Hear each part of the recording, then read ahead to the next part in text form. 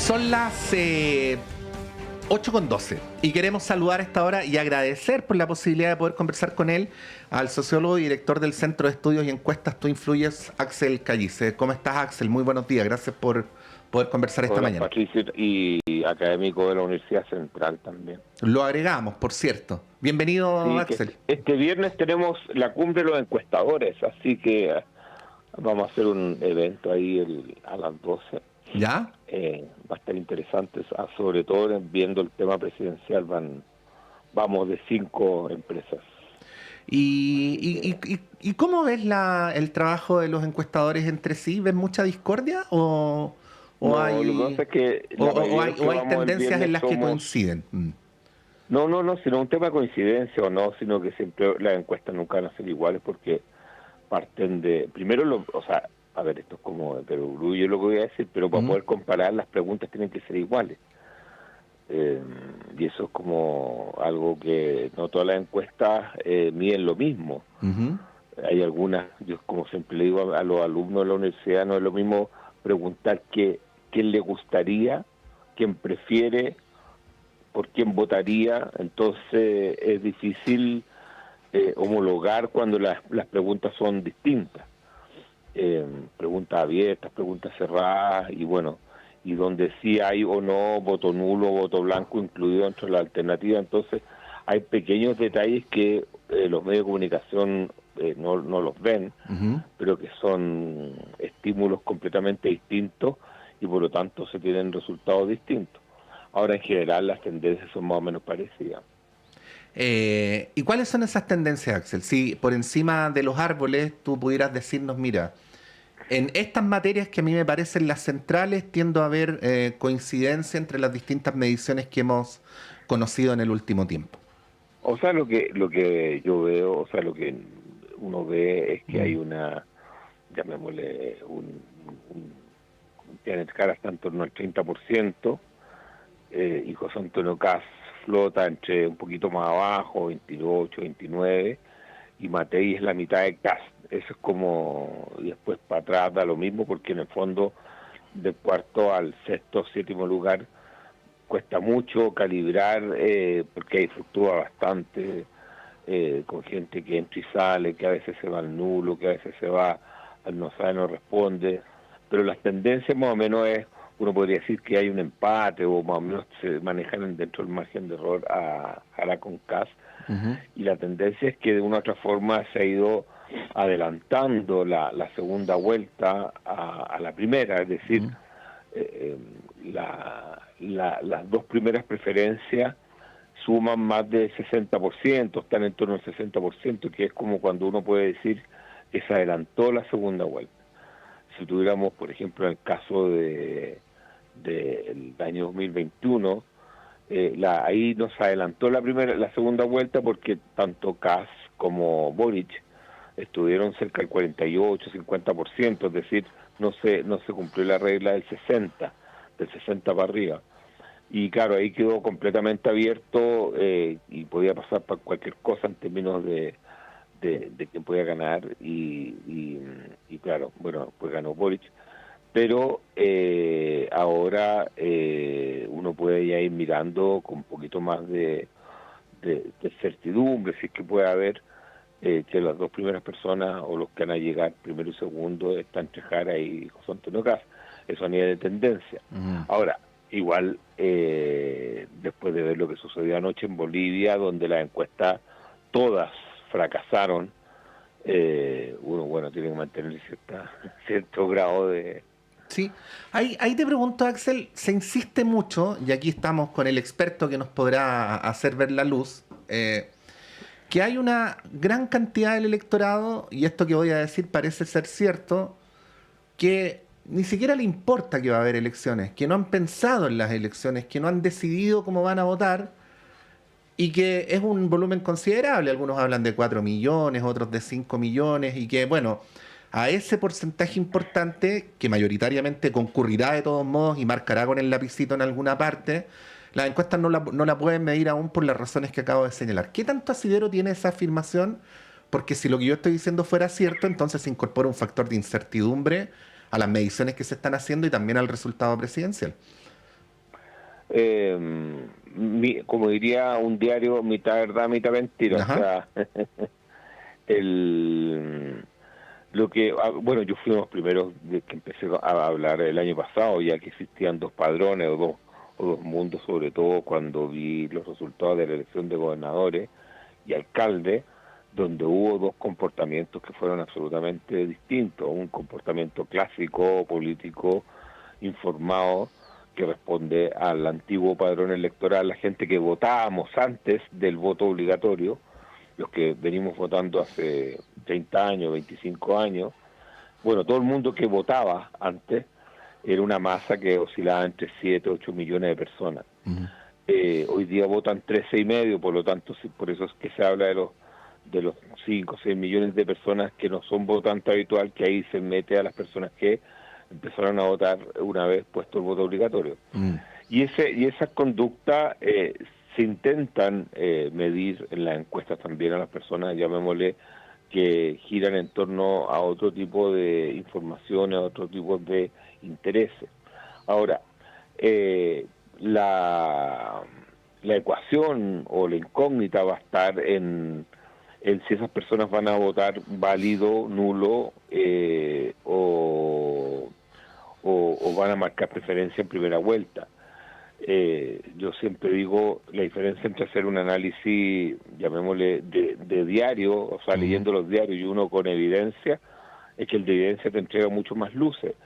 En el caso de gobernadores, el que es como lo más parecido a lo que podemos tener en términos uninominales de primera vuelta, el nulo y blanco estuvo en torno al 18-19%, o sea, fue bien alto. Indica que muchas de esas personas que tú nombras no votaron, o sea, pues son personas que cuando ven muchas alternativas tienden a anular o a votar en blanco. Entonces, la calibración va a ser justamente ese grupo que no es un grupo, llamémosle, que gira en torno a la política, sino que gira en torno a otros intereses. Esas personas no votaban. Pueden ser 5 o 6 millones, pero en realidad van a votar 3 o 4 de esas y pueden definir esencialmente la segunda vuelta, porque como las segundas vueltas fueron binarias, o sea, fueron entre dos candidatos, en el caso del gobernador de pasar Kast y Jara, ahí pueden elegir cualquiera de las dos, y ahí no opera, llamémosle, el clivaje político, que opera mucho en el primer grupo, esta es la gente que votaba siempre. Ahí el derecha-izquierda no tiene ninguna relevancia, ni el comunista fascista, el comunista pinochetista, ni uno de esos motes como de totalizante y bien fuertes, tiene mayor preponderancia, sino que los atributos personales, lo que constituye cada uno en términos de credibilidad, son los que definen en la segunda vuelta a este grupo especial de personas que no son para nada, llamémosle, politizadas, por ponerle un nombre. Sí, estamos conversando con Axel Calliza a esta hora de la mañana. Justo Axel estaba pensando en este concepto disciplinar, el del clivaje para la pregunta siguiente, y tú lo mencionaste. Bueno, si es por atributos personales y a la luz de la investigación que tú has hecho de cómo está constituido nuestro electorado, ¿cómo ven los clivajes en la contienda Jara-Kast? Bueno, estamos en eso, o sea, los clivajes son aquellas separaciones conceptuales de relato que tratan de que las personas interpreten en términos de casi excluyentemente orden o caos, democracia o dictadura, como que las personas tomen posiciones. Yo creo que se ha jugado hasta el minuto, se ha jugado, yo creo que se ha seguido jugando en la cancha José Antonio Kast, que es esta idea de reconstrucción o que el país vuelva a ser el de antes y restablecer el orden, un orden que es como un país que prácticamente era distinto completamente al de ahora. Y esa idea yo creo que la ha ido, para las personas, la ha ido haciendo sentido, porque tiene el concepto de seguridad metido adentro y las personas sí ven que la migración es parte de un fenómeno que antes no existía. Entonces se construye este clivaje caos, orden, o mano dura, mano blanda, y eso es un poco... Aquí a ver, Patricio, para que alguien haya bien en la elección no tienen que todos concordar que el clivaje es ganador, es del 100%, basta que tú movilices un 35% del clivaje para que pase la segunda vuelta. Y por otra parte, yo creo que lo que ha intentado Janet Jara es esta idea de, bueno, el mérito y lo social por sobre la seguridad, y ahí es donde el relato ha estado un poco más débil, porque el primer mes de campaña estuvo basado esencialmente en sus atributos personales, que es como la persona con calle, la persona que tiene méritos versus la persona que no ha trabajado, que está en el Parlamento y que lleva 12 años haciendo campaña. Es decir, experiencias versus no experiencia, o trabajadora versus no trabajador. Pero están ahí la lucha. O sea, la pregunta es, de pasar Janet Jara y José Antonio Caz a segunda vuelta, bueno, que ahí está la pregunta, ¿qué tipo de clivaje o de relatos se van a instalar en el país? Y ahí existe yo considero que existe una cierta debilidad por parte del mundo de Janet Jara, que todavía no logra imponer llamémosle, un relato que sea mayoritario. Sí. ¿Ves reversible esa debilidad, Axel? Porque te lo señalo de la siguiente manera. Tú hablabas de los atributos vinculados con la seguridad de José Antonio Caz. La evidencia señala que durante los dos gobiernos en que ha estado la derecha en los últimos 20 años, no lo han hecho en esa materia mejor que la centroizquierda, ¿no? Y a pesar de eso, las personas creen, ¿no? Y creen que la derecha lo va a hacer mejor que la centroizquierda.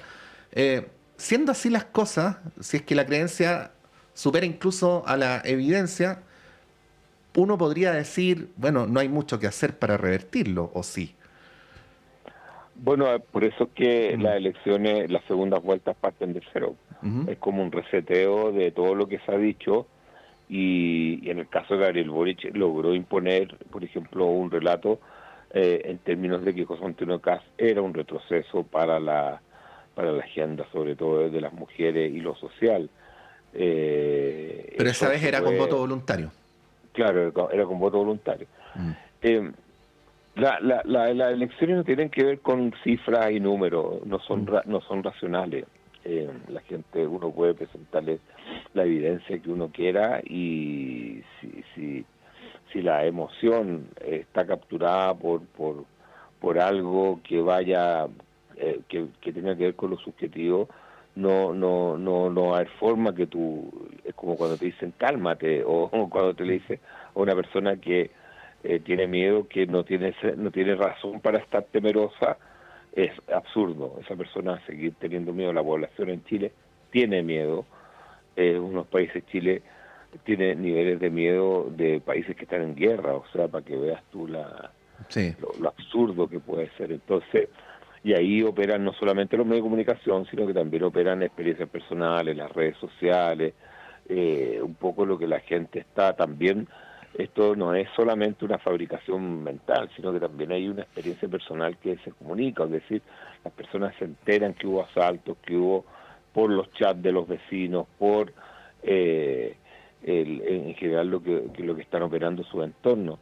Normalmente, y esto es algo que es como muy decidor de Chile, cuando tú le preguntas a las personas, bueno, cómo ve el país, y lo ven de una forma catastrófica en términos de seguridad. Después, cuando tú le preguntas a la comuna cómo la ve, o sea, cambia absolutamente el diagnóstico, lo ve mucho más tranquilo. Y cuando le preguntas a la persona, bueno, ¿y su barrio donde estoy viviendo? No, ahí está mucho más controlado, hay algunos problemas. Entonces, la diferencia entre el macro relato y el micro relato, que estaba basado en la experiencia directa, cambia en términos de percepción del temor y todo esto. Entonces, eso te demuestra un poco cómo opera esta subjetividad. Sí. Axel, en todo esto que estamos conversando, ¿cómo ves las posibilidades de Evelyn Matei? Porque tú decías, se adelantó de alguna manera la segunda vuelta, esto refuerza la dualidad Caz-Jara, ¿no? Y ha ocurrido previamente que cuando una candidatura empieza a aparecer como poco competitiva, se empieza a vaciar, ¿no? Se hipotetiza, por ejemplo, que eso le pasó Vinter en las primarias del oficialismo, que no es que el Frente Amplio sea el 10% de los votos del sector, sino que se le vio como alguien que no tenía posibilidad de competir. Bueno, ¿cómo ves a Matei, faltando el tiempo que falta además, y las posibilidades de revertir en esa semana? Bueno, cada vez se habla menos de Matei y eso ya es una Ya. muestra de lo que está pasando. Yo diría que el problema Matei, y ahí también yo venía hace un año diciendo que Matei tenía problemas en su campaña de definiciones. Ella tomó una definición de jugar la elección en la derecha dura y le fue mal, porque las personas normalmente cuando votan por las, como siempre se dice, por las versiones originales y no por las copias. Y luego yo diría que el gran error fue no haber hecho primaria. Yo creo que hoy está pagando eso. El que Chile Vamos haya de una otra forma no se haya preocupado desde un principio en lograr las primarias. Creo que Sebastián Piñera siempre lo tuvo muy claro. Yo creo que le pasó la cuenta. Entonces tuvo siempre un problema de posicionamiento y después perdió la agenda absolutamente al hecho de enredarse en estas primarias que trataron de hacer con la renuncia de Chaguán y todo eso, que es una chapucería bien grande. Ese diseño estuvo mal hecho desde el principio y no obstante que tenía la primera opción, bueno, al final ha sucumbido como lo sucedió a Joaquín Lavín en el 2021. Ahora, voy a hablar algo que es contra la industria de las encuestas, pero yo la verdad es que lo que vi ayer en Bolivia fue para mí muy impresionante porque Rodrigo Paz lo daban en tercer y cuarto lugar y llegó primero. Entonces, no es que, ahora, ojo, encuestar en Bolivia no tiene nada que ver con Chile, o sea, y de hecho también lo escribí hace como 3 días que la encuesta en Bolivia tiene la dificultad del mundo rural que es prácticamente inencuestable. Entonces ahí es como dejar a una parte importante de la población sin poder saber lo que está pensando. En el caso chileno, que tenemos casi un 87% de personas que viven en sectores urbanos, eso no ocurre. Sí, po. Pero los cambios todavía faltan 60 días, 100 días, no me acuerdo cuánto falta para la primera vuelta. Y hemos visto que de repente los errores existen en los candidatos y que pueden caer. Finalizo con esto, Axel. Se decía durante las primeras décadas post-dictatoriales que Chile era cultural y sociológicamente, mayoritariamente centroizquierda. Todo esto lo tienes que haber escuchado miles de veces, ¿no? Desde que nací.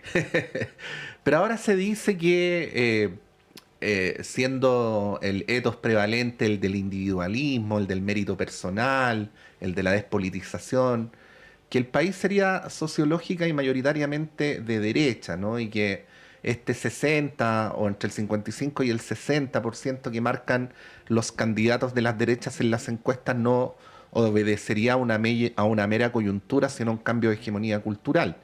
¿Qué tanto asidero tiene esto? ¿O cómo lo analizaría? Yo creo que o sea, a ver, yo no le llamo sociológicamente, le puedo llamar porque eso es como muy, hay que probarlo, Ujú. pero si uno podría hablar de un fondo electoral, es decir, como una macro tendencia, yo diría que sí, en realidad desde el voto obligatorio y desde que se produjo, llamémosle la constituyente del año 2022, donde sucedió y ganó el rechazo, yo diría que el país giró hacia, llamémosle, no sé si valores, pero sí principios más asociados a la derecha, que tiene que ver sobre todo el fenómeno antimigración y el deseo de mano dura y orden. Ujú. Y eso en sectores que antes eran de la izquierda. Yo creo que también el otro problema es que este ha sido un gobierno donde nunca ha logrado penetrar en los sectores populares, que es la diferencia que tiene con Janet Jara. Janet Jara logra una cierta sintonía con los sectores más desposeídos, pero el gobierno de Gabriel Boric nunca logró eso, y eso hace que tú pierdas una base cultural importante. ¿Por qué perdió por qué nunca tuvo esa base? Es algo que tenemos que estudiar, tenemos que ver, pero esencialmente tiene que ver con los estilos y llamémosle, las formas de entender la política y también los principios.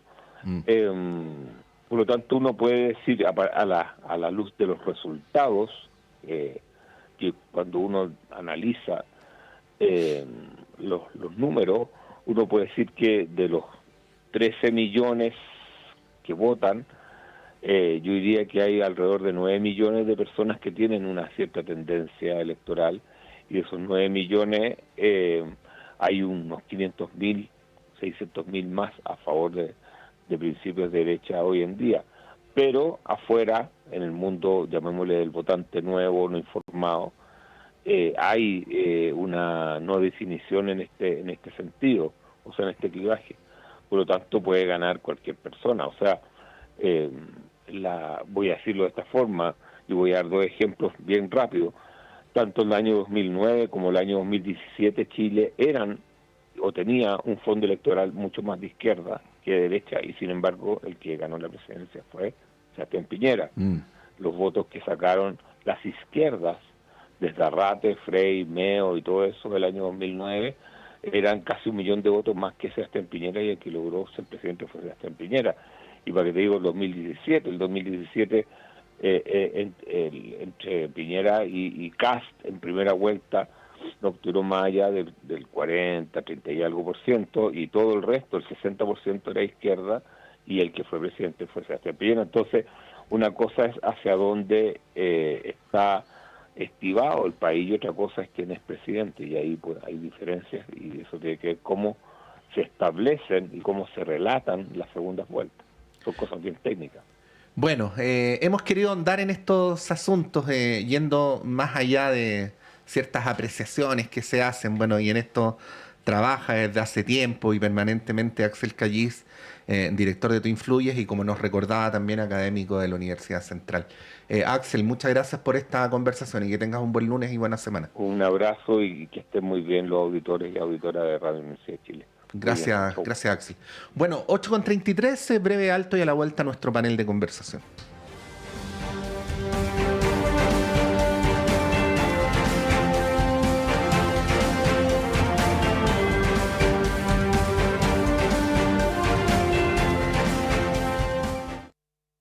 La clase de marketing digital de hoy tendrá por tema identidad en Internet.